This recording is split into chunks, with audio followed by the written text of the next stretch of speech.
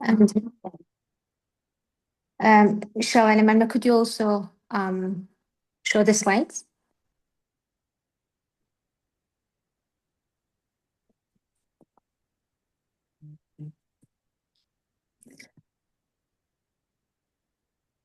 Okay, thank you so much. Starting, first of all, we want to say hello to everyone who is joining, and for even if that is the rest day and holiday, they are trying to be together with us and learning. Yes, that's a great opportunity for me too, because I will learn from Linda and from the other teachers as well. So our topic is Trends and Innovation in ELT and from ideas to classroom action. And the first presenter is Miss Linda. And then I will just try to assist her. And then we will know that that's actually the STEP webinar series, the first webinar series. And our objectives, if you turn the slide, Miss Shalala. Our objectives today is by the end of this webinar, participants will understand current key trends in ELT, and they will also see some practical classroom models of 3 trends, and we will identify one trend to trial for your own teaching. And then we will also understand expectations for webinar 2 and 3, because I don't know that if we have indicated about it or not. The next slide, please. And the webinar will be a 3 webinar in sequence. And the first is today, where you will get aware about the trends and innovations in classroom modeling. And for the second, taking the lesson or getting aware of whatever we have said from today's webinar, you will try to take one of the trends for ELT, and then you will continue to share your own. And then the third webinar will be about reflections and extensions and innovation pathway. And if you join us for this third webinar as well, starting from 1, then you will be provided a certificate and you will be awarded accordingly. Because that's not just about giving, that's also about taking. So that's the reason we want you actually to be part of the webinar. And if you please do not mind open your the videos so that we can see each other. Whenever you want to ask something, you can unmute yourself or say whatever you want, or you can type your ideas if you have any questions or any comment you want to say or to add during this webinar series. And so I want to give the floor to Linda to continue. And our plan will be Linda will continue, and then she will cover the overview of the current trends. And then I will try to share my models, 3 classroom models, taking those 3 trends and stemming from them. And then we will identify what we'll work on for webinar 2 and some ideas from you. And then if you have any questions and something you want to be clarified, we will continue and do it. And I want to say about Linda right now before giving the floor to Miss Linda. Linda Ross, now based in language teaching CELTA courses and working remotely as a British consultant. And she has taught and trained teachers for many years in the UK, Brazil, Japan, and Sub-Saharan Africa, and Guinea-Bissau right now, if I'm not mistaken. Miss Linda, the floor is yours. Thank you so much, Visala. Could you stop sharing now, Shalala, so I can share my slides? Thank you so much. Okay. Yes, we are going to expect a lot of participation, please. We would love you to participate in the chat as much as possible. And I'm going to start now with my slides. Yeah, so I hope you can see my slide. Again, this is the title.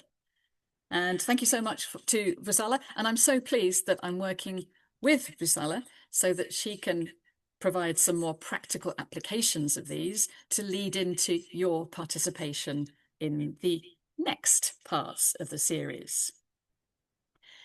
First of all, can anyone remember anything from last year's webinars with me? So far, I've done webinars on adapting teaching English British Council materials, media literacy, critical thinking, gender in ELT, and climate action. I'd like you to put in the chat now any answers to the 3 questions underneath. So what can you remember? Not just the title, but can you remember anything from it? Any ideas? Has anything changed in your teaching? And what have you tried in class and did it work? Okay, great. So we've got some names of some of the webinars. That's not enough. We want to know what you did, what you changed, because anyone can go to a webinar. Not anyone can take things from that, try them out in class, and actually learn from it and move their teaching. Rusala, what would you like to say? I just want to say that whatever I have done, so starting first, I did the climate action in the classroom because that was the model also done together with the British Council.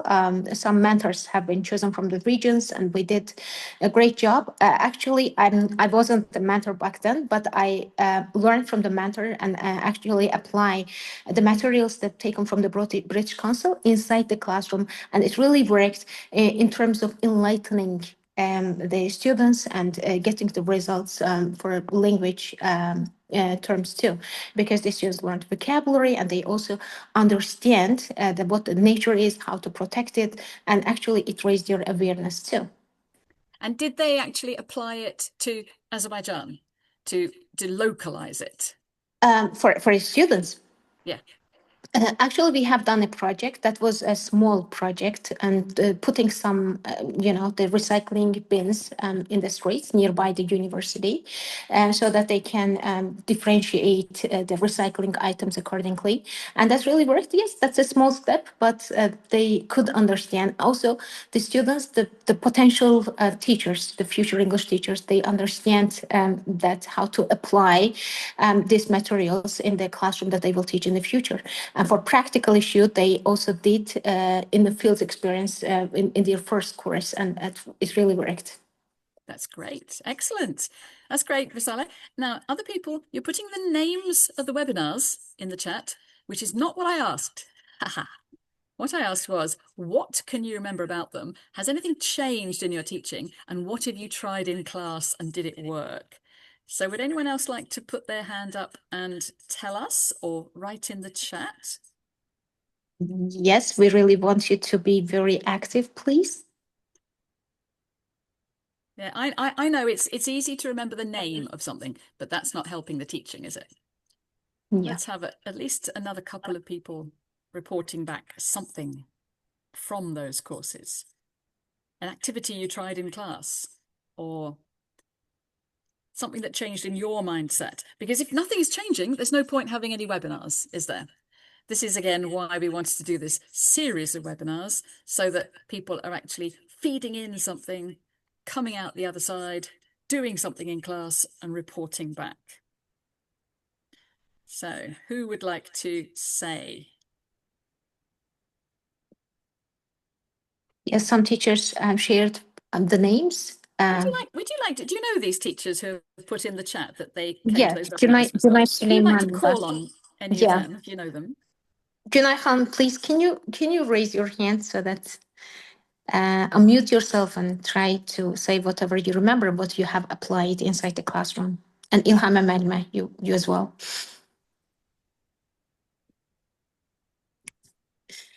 They're reluctant to talk about.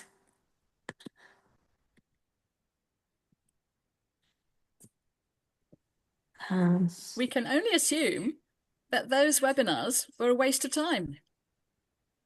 Because if nobody can remember anything, nobody tried out anything, and nothing changed in the teaching, Good what's evening. the point of doing them? Günay Süleymanova. I watch the media literacy, so analyzing media text, critical thinking. Instead of only reading textbooks, students work with new articles, social media posts, advertisements, video, or any podcast. I practice in my with my students. For example, we just one time, yes, we did it with my students. For example, I ask who created this, what for what purpose, who is the target audience, and they compare how the same event is reported by different media sources. That's it. Excellent. Thank you very much, Thank Gunai. you. That's Thank you, exactly what we teacher. Thank wanted. you. Yeah. And if Thank other you. teachers had done that, great. So other people are saying now, Svetlana, you watched Gender in ELT. So if you're watching some of the resources, excellent. That's exactly what we want. Thank you. Now I'm happy, and now we can move on. Sorry, I'm being a bit of a bossy teacher here, but okay. So the main focus of this series of webinars, and it's going to be a series of 3 to follow up, is a very simple article.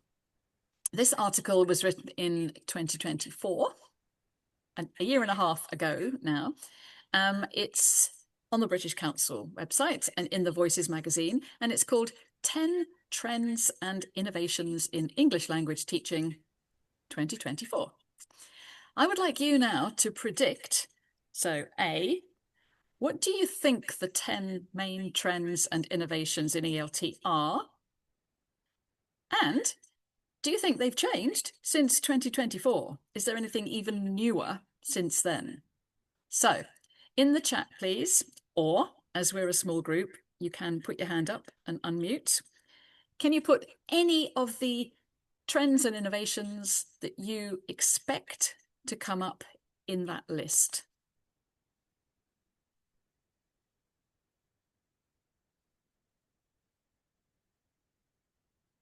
So it could be anything, things you've heard about, things you've seen at conferences. Thank you, Shalala. AI and cell.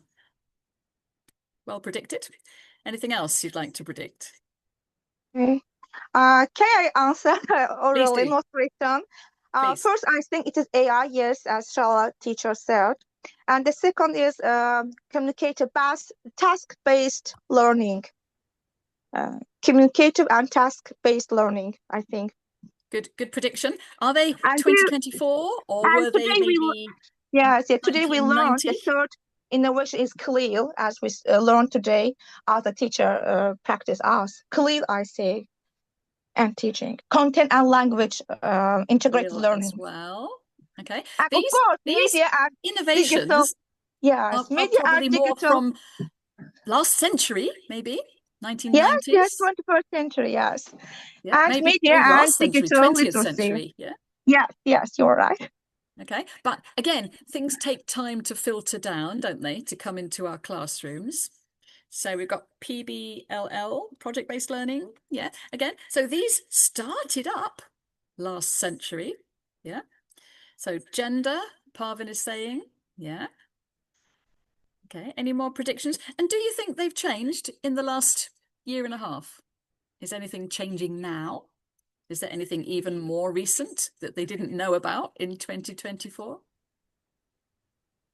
Yes, I think being like part of webinars from all around the world is the new trend. And we can write our proposals and join to different organizations in different countries. Sometimes that is sponsored, but sometimes not. But we have right now such an opportunity to do.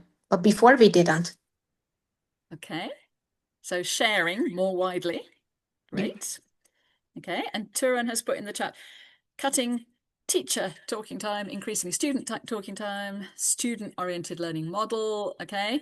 Is that actually an innovation, or is it something that's been moving for the last 25, 30 years? Okay. A lot of these things were actually invented, started, innovated, maybe 30, 40, 50 years ago now. But they might be filtering down, mightn't they, to come into teacher training courses. Okay, thank you for that and for the predictions. Let's have a look now to see what they actually are. Okay, AI tools, yes. Now, this is the one area which is being innovated so quickly. So yes, even since 2024, this has made huge jumps, and every week we're seeing new innovations with AI, aren't we? So yeah, I agree with that one. And we need to keep our eye on it. We need to keep slightly ahead if we're going to be ahead of our students and helping them.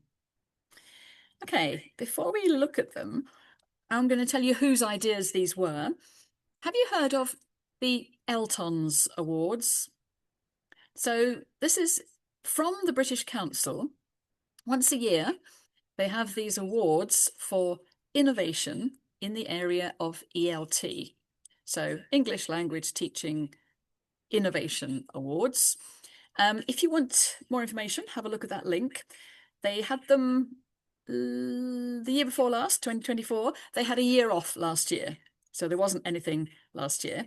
Svetlana said she's been to the Eltons. Excellent. Did you win a prize? Well done for going there. I usually go most years. If you go again, then arrange to meet up with me. Got a certificate there. Okay, excellent. That's great. So it's a really, really well managed, well seen event. And people who get these innovative resources, for example, they get, cups, medals, these award winners, and they are very much international. So if you have an innovation, put it in for an award. So if you're working on course books with something innovative, if you're working on anything innovative, have a look at this. They should have the next one this year in 2026. They should be opening up for the awards. You need to see what sort of section you can put yours in if you're going to do anything. And this is the way to get noticed by the world of publishing. So that's where they came from. And here are the 10 areas of innovation which they decided were the top ones. So I'm going to divide them into 3 different sections in a minute, but just look through that list. Global citizenship, inquiry-based learning, critical thinking, self-awareness, emotional intelligence, SEL, interpersonal skills, global competences, learner autonomy, real world, speech recognition. So that's related to higher technology, artificial intelligence, and then diversity and collaboration. So this is interesting because it's related to the series of webinars that we were doing last year with STEP. So you are really up to date on the ball. Which of these numbers, just put the number in the chat, which do you already know about? And which would you like to investigate further? So put maybe A and then the numbers that you know, B and then the numbers you'd like to investigate further. And also, maybe you've heard of them, but you'd like to investigate them further anyway. I'm sure all of us have heard of these areas, but how much have we actually taken them into class, researched, investigated, made them a central aspect of our teaching? Okay, think of something you'd like to investigate further. This is great because it allows teachers to be different. It allows people to investigate things that are your passions. For me, for example, my passion in teaching has always been global issues and bringing real life, real world, authentic issues into class. There's nothing I hate more than made up, invented sentences. Write a sentence on something with no specific meaning. And I love bringing in politics, world issues, climate action, all of these huge issues into class. Great. So some of you are putting things in the chat. Turan, that's great. So there's 4 areas you would like to investigate. Global citizenship, inquiry-based learning, global competences, diversity, collaboration. Yeah, Ilhama, you've got 3 areas there. Elvira, you've got 3. This is great. So you need to be motivated. It needs to be something that you think, oh, wow, yeah, I'm passionate about that. I'd like to find out more. I'd like to bring it into my class to motivate my students as well. Because A motivated, keen, passionate teacher creates motivated, keen, passionate students. Okay, a bored teacher creates bored students, of course. Okay, great. Let's have a look and break these down a little bit into sections. So the first section, I've put 3 of these together and thought it could be the wider world. Sometimes we are very alone in our classroom and it's us and the class in a room. How can we bring the wider world in? And I think we need to do this because English is, of course, now a world language. We're not learning English to go to London to visit the Queen or even the King. We're learning English to communicate with everybody all around the world, to communicate about global issues, to learn global competences, to function in the real world. So those 3, let's have a look at one of the many, many, many resources on the Teaching English website. I've mentioned this to you before. It's www.teachingenglish.org.uk. You can see it there. There are 8 or 9 different sections full of hundreds and hundreds of resources about all these topics. If you use the search button at the top, there's a little magnifying glass top right. You can put in one of those areas of innovation or global issues or something, and you'll come up with all the resources. Webinars, podcasts, publications, lesson plans, articles, all of those sorts of things, whatever you want. This one, though, is very close to my heart because I wrote a chapter for it. I wrote the chapter on food, on number 2, SDG 2. And there's a big chapter on each of the Sustainable Development Goals with practical classroom issues, things that you can bring into class, real tasks. Little challenge. Can you name all the Sustainable Development Goals? They are actually on the visual there, but maybe you can't see them all. Which of these SDGs are most relevant to your learners and which are most interesting to your learners? And how can you bring them into class? Just listing them is probably not enough. Unless, of course, you give one to each pair of learners and they research and bring in things that they find interesting. It's something that we all need to know a lot more about, and it's a very good structured way of bringing real world issues and global competences into class. So can you see the image of them all there? Or do you know all of these SDGs? Okay, you know some of them. They're interesting for your learners. Yeah, and again, this provides choice. And one of the successes, I think, of being a successful, motivating teacher is using that choice to give your learners choice as well, to learn in the way they want to learn with the topics that they find really interesting and motivating. Great. Okay, have a look at that publication. You can download that and all the other publications on your phone, use a little bit or download it and even print it out if you want to destroy all the trees in the world with the paper that you're using. Okay, that's just one of them. The second area of innovations is this about learning and learners. So, of course, this is central to our teaching. We wouldn't be able to teach if we didn't have the learners who are doing the learning.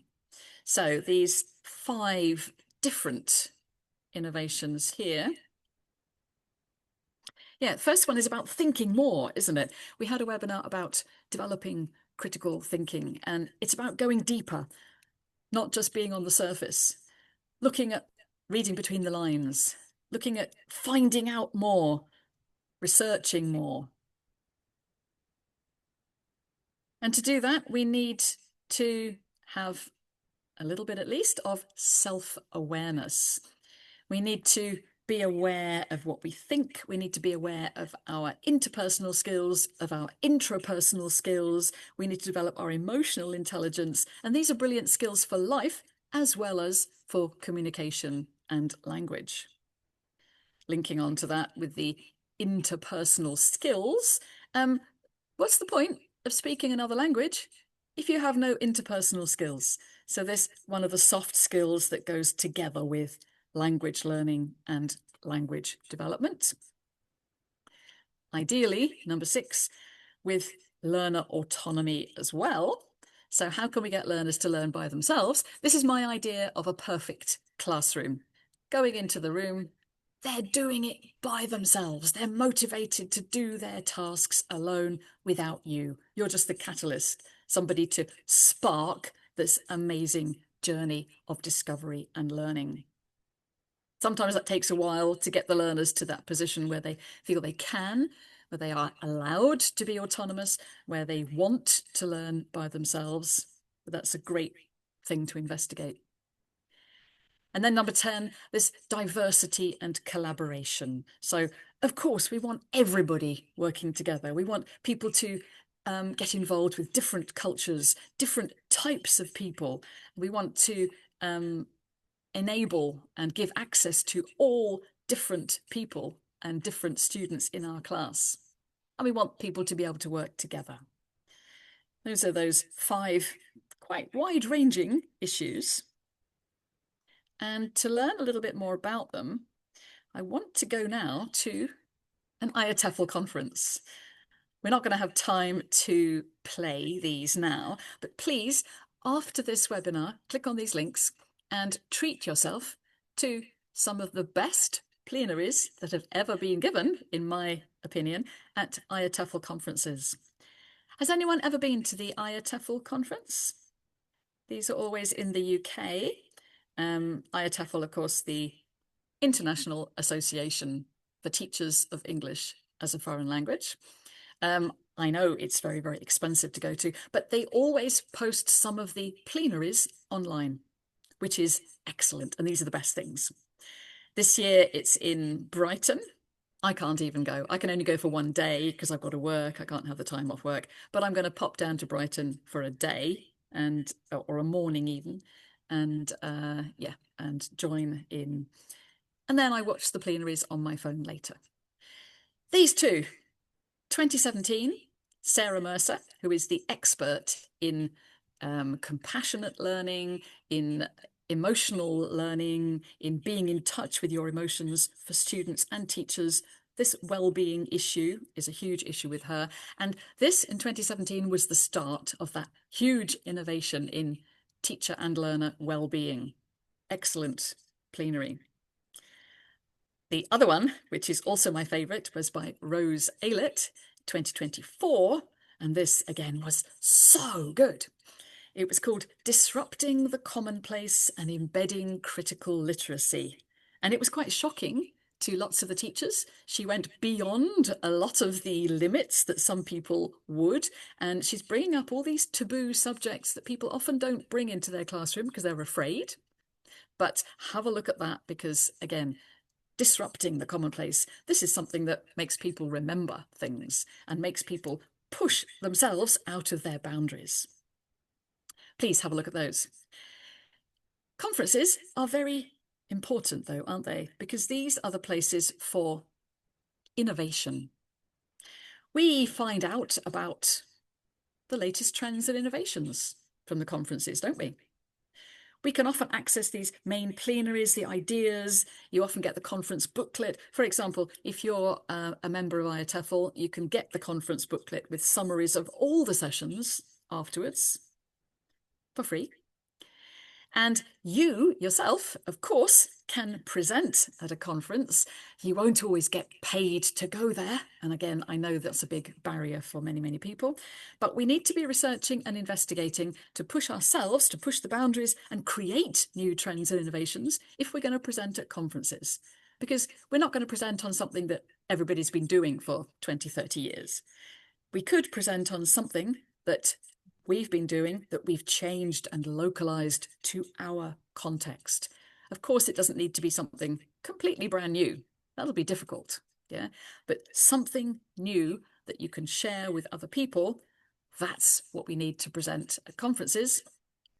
The question at the bottom, what would you present at an international conference?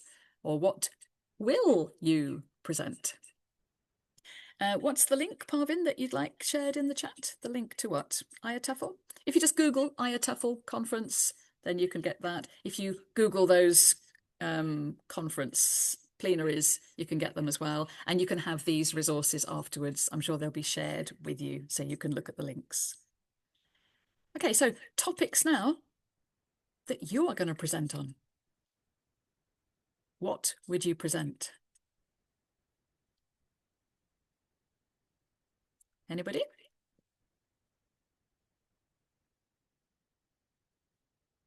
Okay, hopefully this series of webinars will help work towards that, because you're going to try out something small and then work on that, present back to us in next month. This could be your starting point. Develop it more and more and more into something where you're really innovating at a conference. Think about that anyway. And let's try one little task. Okay, this is one little task. There's the link there. It's an article about emotional intelligence. Try this in class later as well. It's about getting in touch with your emotions and guiding learners to get in touch with their emotions as well, recognizing them, labeling them. And I know parents nowadays with children even as young as 1 or 6 months, like my little granddaughter, the parents are guiding them and saying, how do you feel today? Oh, I know you feel angry. Is it angry you feel or annoyed? Yeah, so labeling feelings is a wonderful thing to come to terms with them.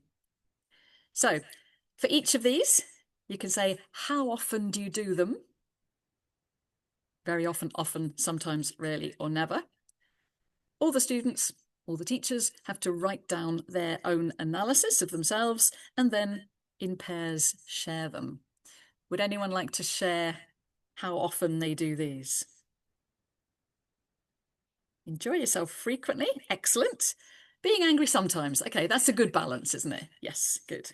Yeah, I really enjoy myself quite often, actually. And also, I argue with my parents sometimes because my parents are 93 and they need a bit of arguing sometimes. I have to control them and tell them to stay there. I'm going to come and get you later. Yeah. Okay, often forget things. I think we all do pretty often. But this, again, is getting in touch with our feelings and discussing them, isn't it? A lovely task to try with your learners. And changing my mind all the time, especially inside the classroom. And that's a good thing, isn't it? We can't be fixed. Being fixed is bad. Yeah. Yeah, you can't change students' minds or waste their time, but changing minds is often a good thing. Yeah. Great. Okay, so the third one there is advances in technology and AI. These two link together. Speaking practice with speech recognition and artificial intelligence. And there is, again, an excellent publication. This is the second one. Have a look at this later. It's called AI Activities and Resources for English Language Teachers, and it is full of tasks to do in class. Here are the contents. And you see all the activities are divided into 10 different sections with 5 or 6 different tasks within each section. Do any of these look interesting and useful to you? So you can put the number in the chat if they look useful. I like section 4, personalizing and adapting materials. And section 6, acting as a practice partner. You might like 8, helping teachers plan, might save time. Creating activities and materials, section 3 is great. So have a look at that later and or download the publication and work through them all. Of course, no need to work through all of them. That would take ages. But please go to the contents page, look at the section you're interested in, and choose the best one from that to try out. I've got one here as an example. Look at the red bit, and it gives different AI tools that you could use. Personally, I usually use ChatGPT. I just cannot be bothered with all these new ones. Thank you for putting in the chat some of your contents, interest. And then this task is prompting AI to act as a famous or fictional person that learners can then interview. I found this extremely motivating for learners. We've done interviewing Shakespeare, for example, and the ChatGPT always says, this is not a real interview. This is only made up, of course. I got my learners to interview Greta Thunberg as well, the climate activist. Of course, it wasn't her. It was ChatGPT pretending to be her, but really motivating. And in fact, sometimes I get them to do a role play. Then we get ChatGPT to do the role play, and then they repeat the task and do it better afterwards. Okay, so you can see how clear these tasks are. You've got the step-by-step what to do, 1, 2, 3, 4. On the right, you've got the benefits, and then you've got the challenges. Who would you like AI to imitate? And how would you do this task in class? Would you do it on the screen if you've got one? Would you do it on phones with learners in pairs? Or of course, you could do it as a homework task. Maybe learners have better access to AI at home. Excellent practice, isn't it? To work with AI at home and they get all the practice they need with somebody who's actually responding to them. Great, Zebanizo, try this activity with English Club students. Wouldn't it be lovely? Vusala? Yeah, I always use AI inside the classroom as well, because we know that the students are constantly surrounded with the technology and they have phones in their hands. So instead of using it for social media, that's better to bring these gadgets inside the classroom and use it properly for the purpose of lesson. So I always try them to use the ChatGPT for their speech, for improving their speech and getting the feedback even at home, because we always try to use the flipped classroom model. So the first they try to do it at home, like doing the different models, and then inside the classroom they actually come with by having got prepared for the lesson, and that's really work. Right. And again, you touched on this ethical issue, and there's a lot in this publication about our responsibility as teachers to control and be aware of the ethics of this and all those things that relate to ChatGPT, about cheating, about safeguarding. Okay. Yeah. Oh, lovely idea. Angelina Jolie. Okay, lovely. So I hope you try that out with her. Lovely idea. Okay, so I'm going to hand over to Vusala now, and she's going to tell you more about the practical applications and tasks you can do. Just a brief introduction now. We'd like you to decide on an area of innovation to investigate, take it into at least one of your classes and try out something, maybe from the Teaching English resources, adapt the resource to your context, think about how it's changed teaching or learning for you, prepare a few notes, specific ideas you'd like to share, and then come to the next 2 webinars. I'm pretty sure they're going to be the 24th of February and March, and share them. We need to learn from you, learn from each other. You don't need to prepare any slides, but you can prepare 1 or 2 or 3 slides if that helps you. Okay. Who is going to do this? Can you please put your name in the chat, and we'll note down the names and make sure that you are invited back. I am going to stop sharing now and hand over to Vusala. Some more information. Please carry on putting your names in the chat, though. Yeah, I mean, that might be difficult for the teachers because knowing something this theoretically might be a bit difficult for them, because I'm also from Azerbaijan and I know that how difficult that is.